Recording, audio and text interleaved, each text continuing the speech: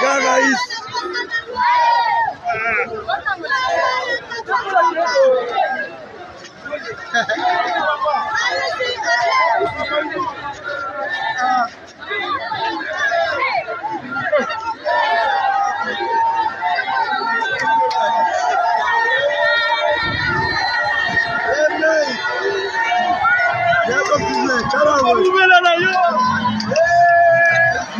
bibiri na cumi na gatatu makumyabiri na gatatu ifata Kongo, ifata Goma, ifata Goma, Goma nenda kuvuga ifata Goma. Ntabwo uyu mugabo yigeze akwirakwiza umunwa hirya no hino ngo wumve ngo aragenda avuga ngo u Rwanda urumva ngo inyuma y'ayo 23 ni umugabo uri quiet, uteguye, ureba kure. Tubahaye ikaze bakunzi ba Voice TV Rwanda, Pasika nziza kubayemera. Nje ugusuza nk'uko bisanzwe nitwa Ishimwe Teddy. Uyu munsi mu kiganiro cyacu tugiye kurigaruka ku biri kubera mu burasirazuba bwa Repubulika Demokarasi ya Kongo, by'umwihariko inkuru iri kuvugwa cyane mu burasirazuba bwa Repubulika Demokarasi ya Kongo mu mujyi wa Goma. Ni inkuru yo kugaruka kwahoze ari perezida wa Repubulika Demokarasi ya Kongo Joseph Kabila Kabange. Uyu yabaye perezida wa Repubulika Demokarasi ya Kongo kuva mu mwaka 2001 kugera mu mwaka 2019. Gusa kuri ubu biravuga ko yaba yiyunze ku mutwe wa AFC M23. Uyu mwanya rero kamanze nakire mugenzi wanjye n'ubundi dusanzwe tubana mu biganiro byacu byo kuri Voice TV Rwanda, Nyotanyi Gashiramanga. Muhaye ikaze kuri Voice TV Rwanda, by'umwihariko mwifuriza Pasika nziza nimba uyemera. Urakoze cyane nawe Pasika nziza. Pasika izije hehera. Kunyuze Pasika se shaho karukuzuka kwa Yesu Kristo cyangwa Yesu Kristo, ubwo nyine nayizije muri ngiye kuko yazukiye muri ntabwo agiye gusenga. Nagira amahirwe ngerayo. Ariko burya Pasika nyine bisobanuye ngo kuzuka kwa Kristo. Ubundi yazukiye muri wowe ibyo bihagije. Uko niba ari wavutse yaranapfuye, niba ari wapfuye yaranazutse, ubwo rero wazutse ntabwo yazutse uyu munsi, ahubwo uyu munsi ni ukuzukira muri twe. Tukaba bashya mu bindi bikorwa muri kamere muntu. Tubanira neza abantu abo tubana no mu dukorana gutya. Ako buriya Pasika yizizwa kimwe n'indi minsi mikuru, buriya wenda nka Bonane, Noheli. Biba bitandukanye iyo ujya gukora nabi ibintu. Bijye gukora nabi ibintu bigereranya n'ibindi. Ariko ushaka kubikora neza winda kwigereranya n'ibindi. Yego. Bonane buriya Bonane ni ukwishima yuko umwaka urangiye. Yego. Tugiye mu munata. Yego. Ibyo ukavuga uti ndashima Imana yuko kuva mu kwa mbere gushyira mu kundi kwa mbere ndi muzima we, ukavuga uti mpa kwishima. Urumva? Noheli rero babyemera, baba bizihiza ko ngo Kristo yavutse.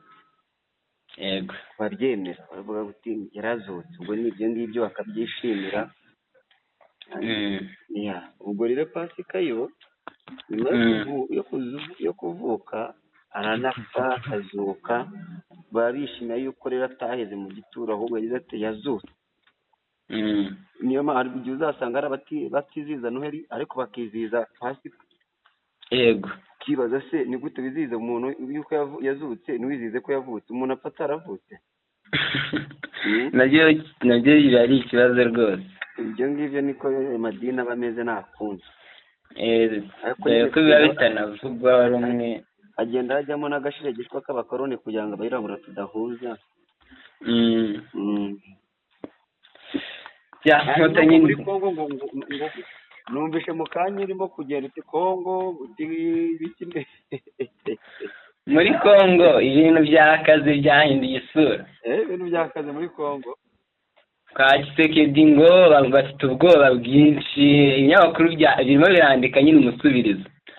Ariyo mpamvu nyine mise mwamagara igitaraganya niko nabyita. Ngo bimeze bite? Ngo Joseph Kabila birimo biravuga ko agiye kumujyana mu nkiko, nyuma yuko twari twabakoreye inkuru tuvuga ko Joseph Kabila agiye gusubira muri Repubulika Demokarasi ya Kongo, by'umwihariko ariko akanyura mu burasirazuba bwa kino gihugu. kuvuga ko agiye kunyura mu burasirazuba ubwo n'ahandi byaganishaga ubwo ni ukujya mu mujyi wa Goma cyangwa Bukavu, ariko byamaze kwemezwa ko yamaze kugera mu mujyi wa Goma, aho bivuga ko yagiye kwisunga ihuriro rya Alliance Fleuve Congo M23. Inkotanyi byongeye tunyuze wenda ku buzima gato bwa Joseph Kabila, ni umunyapolitiki wo muri Repubulika ya Demokarasi ya Kongo wavutse ku itariki 9 z'ukwezi kwa gatandatu mu 1971. Ubu ni ukuvuga ko afite imyaka iri gusatira imyaka 54 gutyo. Aracyari muto. Akaba umuhungu wa Laurent Kabila. Akaba umuhungu wa Kabila. Laurent Kabila.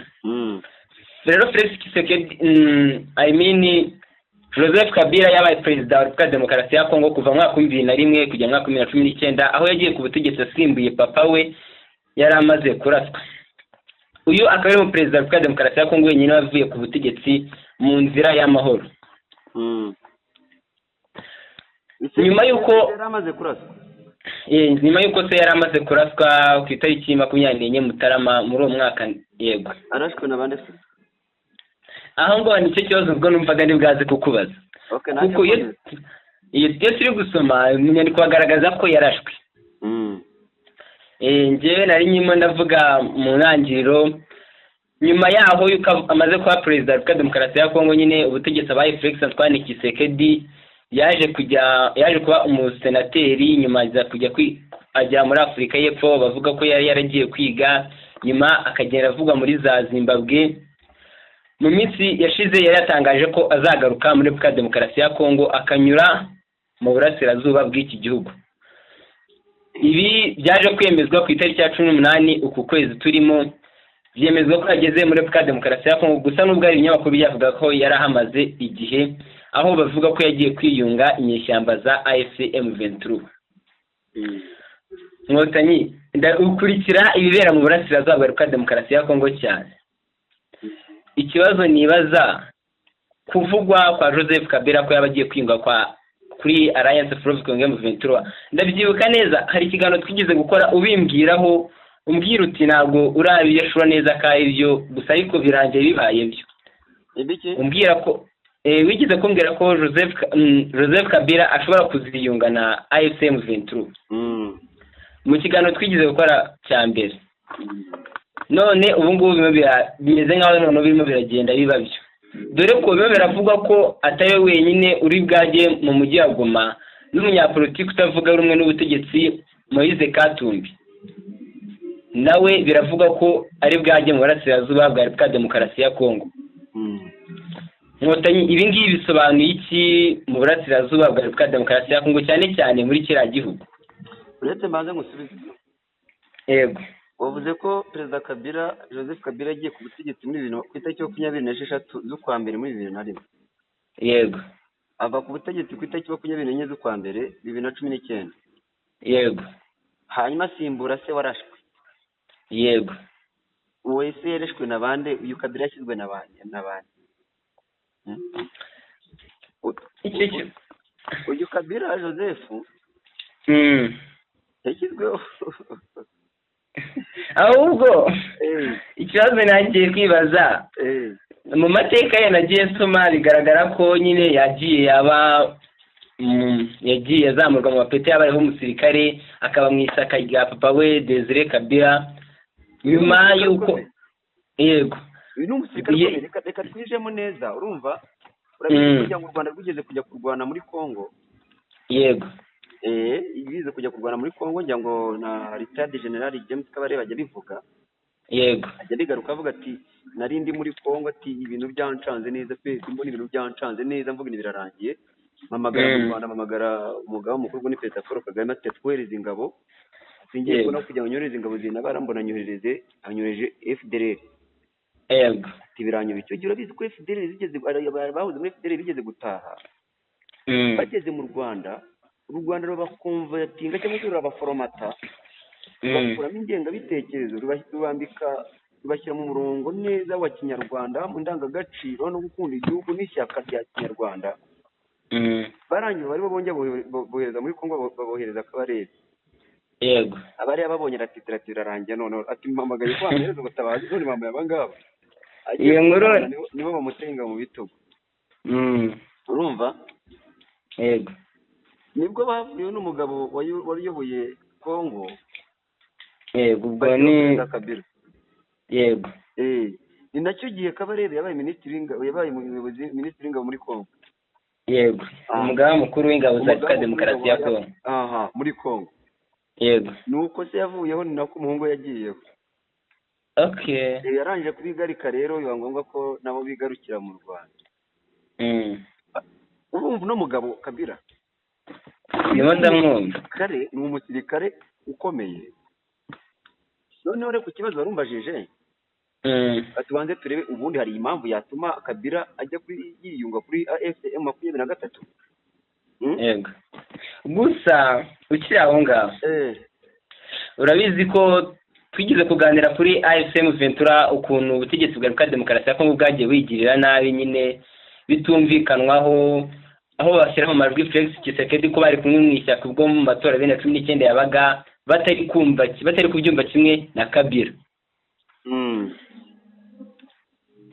habayeho iki noneho dore ko uyoboye Alliance Fleuve Congo M23 yari perezida wa komisiyo y'amatora muri 2019 nibyo nagiye kwinjiramo okay ngazinjiyemo neza none ari ikibazo turimo kwibaza ubundi haba hari impamvu ishobora gutuma Joseph Kabila yiyunga kuri AFCM 23 urabyumva neza impamvu yabihari impamvu irahari uti impamvu ni yego uyu Felix Antoine Tshisekedi agiye kujya ku butegetsi irazwi neza agiye ku butegetsi atatsinze amatora bizavuga ko atatsinze amatora ababigizemo uruhare n'abandi ni Joseph Kabila ruvuye ku butegetsi yego bararebye bavuga ati uyu mugabo Felix Tshisekedi urimo guhatana na Fayulu Fayulu niwe muntu wa mbere w'umugome bafata nk'ari umutindi ku bugome no kwanga u Rwanda kurusha ibindi byose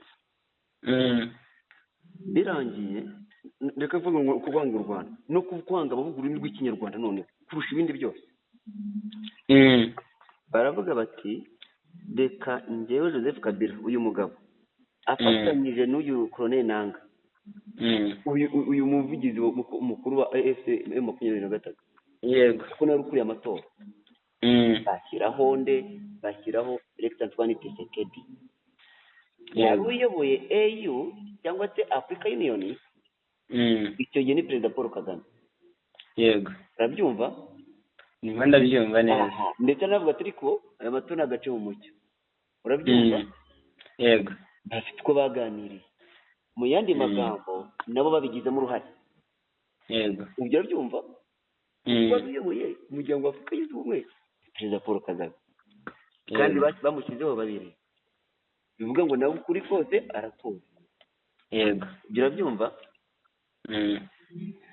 birangiye amaze kujya ku butegetsi umugabo Felix Antoine Tshisekedi nibwo yaje gusa nk'aho yigaranzura umugambi nyamukuru watumye ajya ku butegetsi bamushyize ku butegetsi babizi bavuga ati uko biri uyu nguyu ariko leta dushyizeho Fayulu yeme atsinze amatora mwagatera igihugu cyahita kijya gute kiyubika Fayulu babigenza bete bamukandagiraho Borizande Tshisekedi yicara ku ntebe y'ubutegetsi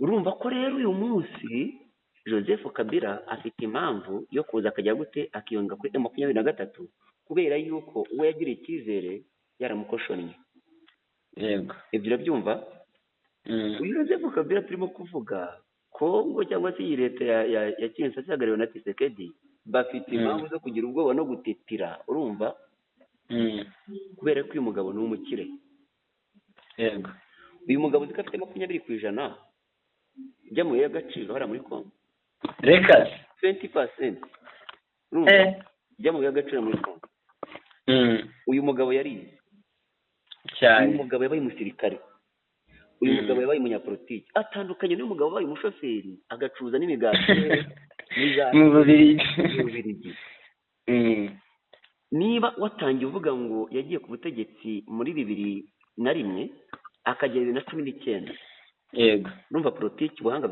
afitemo politiki. yego ahangaha mu mwaka w'2001 aba perezida yanabaye perezida ari umuntu mutoya uri perezida ngo muri icyo gihe ubuye no muri Afurika hose muri rusange yari muto pe. Noneho reka gusubiza inyuma tujye muri 2013. 2013 M23 ifata Kongo, ifata Goma, ifata Goma, Goma nenda kuvuga ifata Goma. Ntabwo uyu mugabo yigeze akwirakwiza umunwa hirya no hino ngo wumve ngaragenda avuga ngo u Rwanda ngurumva ngo inyuma ya M23 ni umugabo uri quiet utegura ureba kure, urumva mbega nka kwa kundi ushobora kuba uhagaze, urumva none imbere yawe ukabona intare cyangwa ukahabona inka, okay biroroshye. Ni kwa kundi ushobora kubura aho ngaho uri wowe aho tujya kureba ukumva intare irimo kuvugira Nyabugogo ugatitira uti ndapfuye, intare inyamaswa, urumva kandi nyamara inyamaswa irimo gutinya iri kure cyane nta n'icyo yenda kugutwara, ariko mu minota mikeya tukumva ngo witabye Imana ntibizabeho. Ni urugero tukumva ngo witabye Imana uriwe n'iki n'akanyamaswa utabona kuko barimo kuza kitwa inzoka ko kacaga hazi ntabwo bizi, ariko wajya ngo uratitira ngo ndapfuye, intare iri Nyabugogo, ntabwo uzi ko ari akanyamaswa kari aho ngaho kagiye kukuruka. This man Joseph Kabila ni umugabo ubucece ariko ategura, abacecetse neza, niba uzi kumva agiye ibintu by'urugambo byinshi reka da, ariko uraza ko none arakoze kandi igikorwa kijya mu ngiro. Igihe yari ari ku butegetsi M23 ntabwo yigeze ifata uduce nk'utwo yafashe ubu ngubu, n'utwo yafashe ariko Goma ntabwo yakamazemo igihe, yego yahise yisubiza inyuma. Urumva Kabila turimo kuvuga, urumva yakujeho Fayulu ashyiraho uyu mugabo aramukoshona, ubu ngubu bagiye kwiyomeka kuri M23, urumva rero uyu munsi Kongo kugira ngo ijye gusenyuka, yego iyo isenyuka neza iyo tuvuze gusenyuka kwa Kongo ije dushatse kuvuga yego tuvuze gucikamo kabiri nk'uko n'uzingi yacitsemo kabiri Sudan, yego kuko ibyo bintu nabyo birimo biravugwa ko hashobora kuba Repubulika ya Kivu, nk'uko hari inkuru duheruka gukora tuvuga ko bashaka ko bagabanyamo leta 5. Ibi rero kugira ngo bijye kubaho utagira ngo hari abandi bazabijyamo uruhare. Yego ni umugabo bita Tshisekedi, urumva kubera bivuye ku itega amaboko ryo, ikintu cyitwa gutega amaboko mu bihugu by'amahanga gipfa kuba kimuzanira inyungu, ntabwo yitaye ku isenyuka ry'igihugu, gipfa kuba kimuzanira inyungu. Tshisekedi ikintu cyose kimuzanira inyungu za politiki we akabona inyungu, atitaye ku gupfa kw'abaturage ayoboye, urumva atitaye ku gusenyuka kw'igihugu completely, urumva ibyo nacyo bimubwiye. Ibyo ngibyo bimuzanira bikamwinjiza kuri konte ye. Umugabo wabaye umucuruzi, umugabo watwaye imodoka, watwaye abantu, ibyo ngibyo icyo areba ni ikintu kibimuzanye akavuga ati aha ni muzanye, hanyuma abapfurute abagenda bagende, I don't care. Iki nicyo kintu cya mbere kizubika Kongo ikubama hasi completely, abantu bakibagirwa Kongo, bakibagirwa yandi ngo ni Repubulika ya Demokarasi ya Kongo, urumva ahubwo hakabaho ibihugu bibiri ruguru epfo, bizaza biturutse hehe? Witega amaboko ry'uyu mugabo ujya gusabiriza mu mahanga, ko ati imyaka yose imyaka ingahe kuva 2000 na kangahe gushyika 2010 na kangahe umugabo akayobora igihugu akagira haba amakimbirane. U Rwanda na Kongo urabizi ko habayemo nanone amakimbirane, nanone umubano ba mubi, ariko nuko umubano wabaye mubi, wabaye umubano wo muri diplomasi, wabaye umubano hagati ya y'ibihugu, urumva ariko naho wakigera wumva ngo Kongo cyangwa se Joseph Kabila yatutse mugenzi we, ariko naho wakumva ngo yigeze yadusira abanyarwanda cyangwa yadusira igihugu, reka da byari ubwabo. yego kinyapolitiki. Ni nayo mpamvu urimo kumva ubu ngubu yaciye ku butaka bw'u Rwanda akigira hehe, akigira i Goma. yego nari ndimo kubona inkuru mu kanya uwo bita ushinzwe itangazamakuru muri Congo witwa Patrick Muyaya bihakana ngo ntabwo bizi neza ngo niba ariyo ngo ariko abaye ariyo ngo ibiki n'ibiki, urumva. Ariko twe turimo turabibona ku mbuga nkoranyambaga no kuri Twitter, video zirahari, ari muri Congo ejo, arimo cyangwa n'uyu munsi arimo gutambagira hehe, arimo kumutambagiza Goma kuntu imeze. Ibi bintu rero uyu mugabo arimo kwikora Tshisekedi, yego ni nko gufata icyuma ukacyitera utabizi yuko kiri buze kuguhita. Si wowe urimo umbwiye mu kanya ngo Imana atekereza yuko uyu mukire ninde Kabange wati Moise Katumbi uriya uhagarariye ishyaka nawe agiye kumanuka, nawe agiye kumanuka kuri 23. yego ahubwo se wari uzi uyu Kabila tutaramuvaho kuba igihe yari ku butegetsi yari yarubatse ingabo ku kigero gishimishije cyane ariko cyane uko n'uwabivana mu magambo tugasanga ingero zifatika. Ikigaragaza ko yari afite ingabo mu buryo bufatika zikomeye cyane ni uburyo M23 yamaranye Goma, bikwereka imbaraga z'ingabo.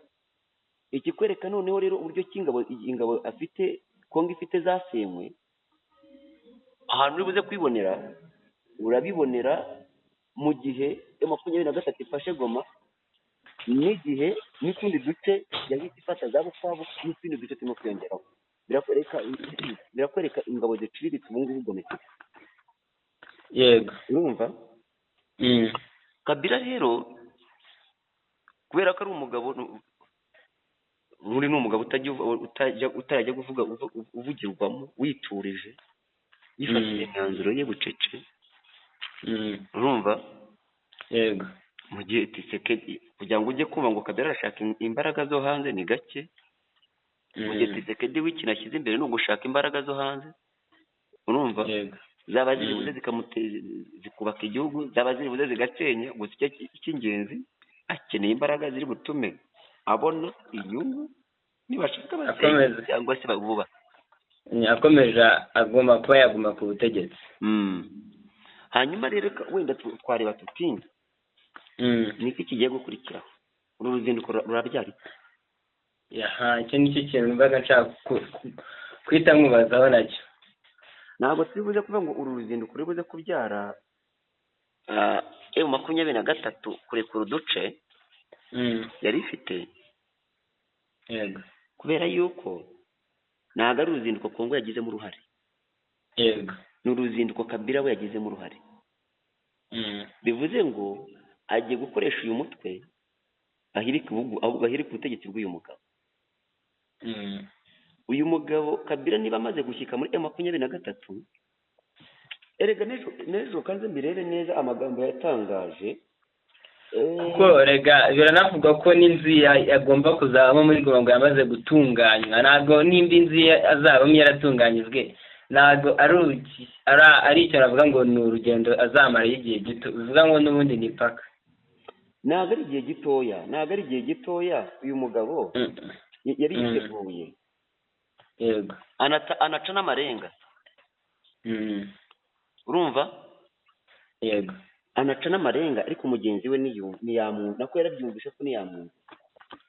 ubu rero nicyo gihe cyo kugira ngo hakurikireho iki, ya jambo ry'icyongereza rivuga ngo hard I know comes after. iyo mbimenyeza nyuma Tshisekedi avuga ati iyo nza kumenya nuko bimeze. ubu rero kigiye gukurikiraho izi mbaraga zigiye ingabo za Kongo za M23 zigiye kwiyongera. ikindi kintu n'ubumenyi bugiye kwiyongera kuko wabonye umugabo cyane, kuko nahoze ndeba nkabona yize mu ishuri rikuru rya gisirikare riri mu gihugu cy'Ubushinwa, aho naho yizeyo igihe kitari gito. ikindi kintu nabonye ni uko hari ikinyamakuru cyo muri Congo bita mediacongo.net cyabigeze cyandika ko minisiteri y'ubutabera muri Repubulika Demokarasi ya Congo yibowe na Contra Mutamba bamaze gushyiraho nyine ikirego mu rukiko barega Joseph Kabila kuba agira uruhare rutaziguye mu bushotoranyi ngo bukorwa n'u Rwanda runyuze mu mutwe w'iterabwoba wa AFC M23. Iki cyaba kigaruka kuri bwa bwoba wahoze uvuga haruguru bwo kuba bagira ubwoba ikintu cyose uyu munsi none ubuzima bagiye gukora bagiye gushakisha buri kimwe cyose gishobora gutuma bagira gute basanga baca intege Kabila kandi nabwo bishoboka ko bamuca intege.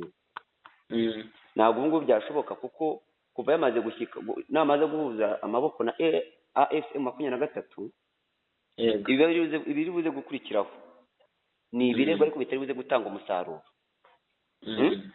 Ni ibirego ni batware babandi bagize ishyaka rigiye mu nkiko urabizi ko bigeze no kubatwara uturego twa hato na hato ngutwo ubu niko Tshisekedi agiye kubakiraho ariko tutari buze kugira icyo tumufasha pe. Ubu ngubu ikintu kigiye gukurikiraho uzi icyo ari cyo ugiye kumva M23 yafashe ibindi bice kubera ko imaze kubona imbaraga iz'amafaranga zabonetse iz'abasirikare Kabila kuri kurutinga none ubu ngubu biroroshye cyane ntabwo ari bwirwa ari kurutinga ahubwo bagiye kuza bamusangayo ahubwo ukiri aho ngaho ikindi nanone aho ngaho ubwo ingabo zigiye kurwana zarwanaga noneho ubu noneho zigiye kurwana cyane kubera ko agafaranga kagiye kwisuka.